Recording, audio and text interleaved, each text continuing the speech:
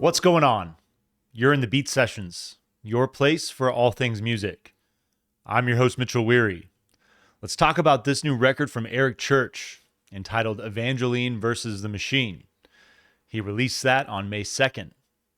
This is the 8th studio album for the country star and his follow-up to 2021's Heart and Soul, an expansive triple record that he released in 3 parts over the course of a week in April of that year. There's a track on Heart called Stick That in Your Country Song, and I don't think we all knew it at the time, but that is exactly what Eric was preparing to do with this next record while he took a bit of a hiatus. The further into Evangeline versus the Machine that I got on that first listen, the more shocked and impressed I became with the album. Eric debuted this new sound with his headlining performance at 2024's Stagecoach Festival, throwing down covers of Snoop Dogg and Al Green and reworking his own songs with a gospel choir behind him and so many other elements. He pissed off a lot of people, with that crowd thinning out quite a bit by the end of the show because they simply expected him to just show up and play his hits, just do what he does. If you were one of the people that stayed for the entirety of that show, I applaud you because you get it. And I wish I could have been right there beside you. You witnessed a special moment in history. He's always been one of my favorites, with his outlaw edge that captures the spirit of artists like Johnny Cash, Merle Haggard, and Emmylou Harris, and a style that's always pushed the boundaries of what country music can be, while appealing to fans that may prefer the more conventional sounds of that genre. That set might be one of the most outlaw things that he's done in his illustrious career, because no great artist wants to just sit in their pocket, especially after 20 plus years of writing and performing. And I don't know if any of us could have predicted that this would carry over into the next project, but it makes Evangeline versus the Machine a record that will surprise you in all of the right ways. And given the focus of this channel, I especially appreciate this quote from Eric, where he states, "I'm an album artist. I always have been. And I think we've gotten away from that now. The machine is consumption. The machine is the world that we live in." And the interesting thing about Evangeline is it's kind of creativity versus the machine. And Evangeline represents that creativity. This album showcases how much talent he has as a songwriter and as a musician, and I think how much potential he has with future projects. On Evangeline, Eric is working with longtime collaborator Jay Joyce here, who has produced all of his records, and he's frankly just a wizard. He's worked with the likes of Iggy Pop, Emmylou Harris, Cage the Elephant, and Lainey Wilson, just to name a few, in multiple capacities. I've stated so many times over the years with this channel that I'm a big believer in artists working with different producers just to mix things up, but oftentimes we all bear witness to creative partnerships that continue to flourish, and this is definitely one of those. It's this dynamic and the fact that Eric just doesn't give a damn in all of the right ways that will always result in these two doing something special. The continuity of this record is exceptional, a true album experience, and I love that all of the tracks hold up on their own as well. We talk about instrumental movement a lot on the channel because it's a massive part of what makes great songwriting, what makes a great composition. Eric has put together a country symphony here, and he, along with Jay, are its conductors. These tracks are adventurous in their instrumentation and so thoughtfully pieced together. The strings, the woodwinds, all of the brass elements. Everything knows its perfect place, and all of these elements swim in a sea of beautiful melody. I particularly love Beth Beeson on the French horn. I mean, never in 1,000 years would I have thought this would be a thing in a country record, but it works so well. And Eric talks about this. When you get down to it, country music is derived from countless traditions of Americana rooted in black music throughout the southern U.S., especially New Orleans. That influence is massive on this record. But even going up further north into cities like Chicago and Detroit with rhythm and blues and just blues. The themes of this record are rooted in country traditions, new and old, I'd say. The passage of time and finding ways to harbor some semblance of youth is a big one. And then the big one is the concept of good and evil, especially from a religious standpoint, which I appreciate that Eric isn't shy about. I can't tell you the last time personally that I went to church. It's not really my thing, but I've always loved the idea of simply looking at the Bible as a book of parables to guide us in life. The incorporation of these elements might turn off some listeners, but I'd argue that that's short-sighted because gospel music is the obvious one here, but there are also so many influences like blues and soul on this record that do the same. And I never hear people make complaints about those genres. And B, those who say religion is evil fail to identify that it's like everything else in the world that is inherently good.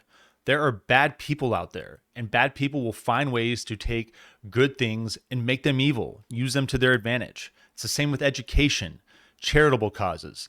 The list goes on. There was someone at that show at Stagecoach that said, it's Friday night, not Sunday morning. And I think that Evangeline versus the Machine is the right combination of both. Your opening track is Hands of Time. It fades in on an organ briefly before exploding into a breezy intro with steely electric guitar. It's got that classic country nostalgia referencing small churches, game days, and that, fleeting days of youth.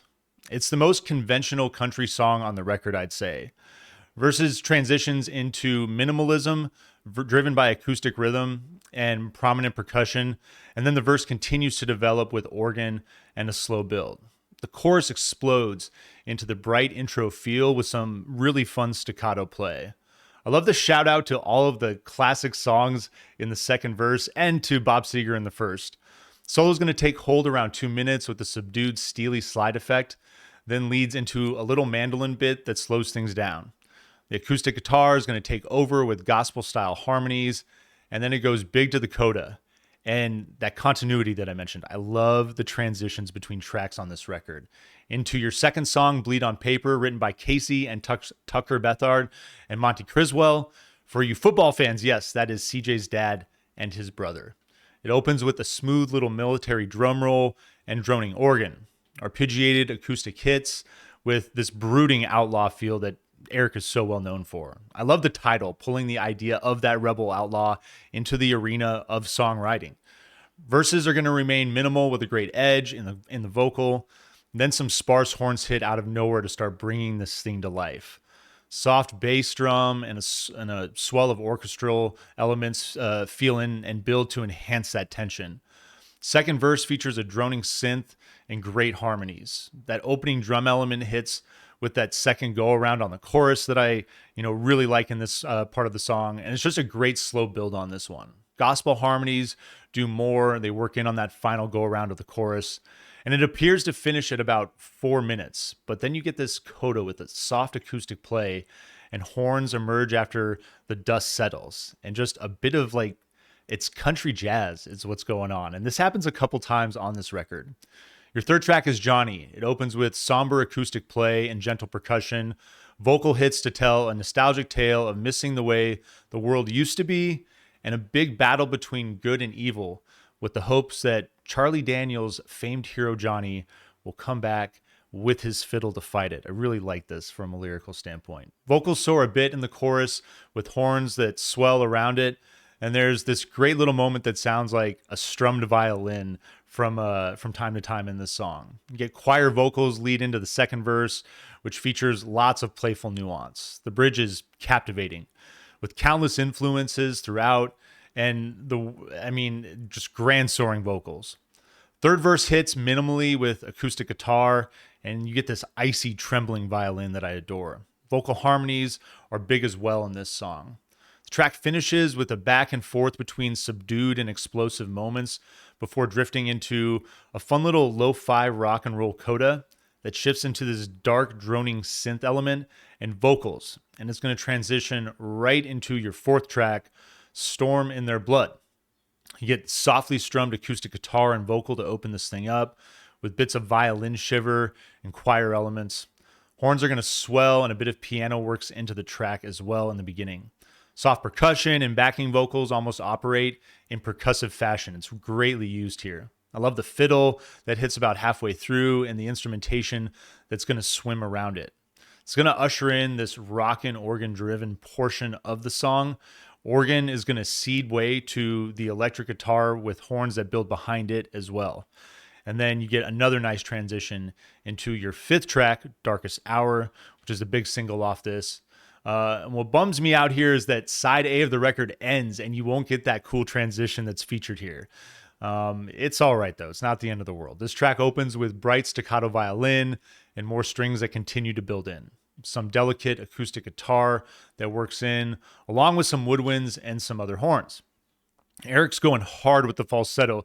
It's so vulnerable, and honestly, I didn't think it was him at first. It just threw me off.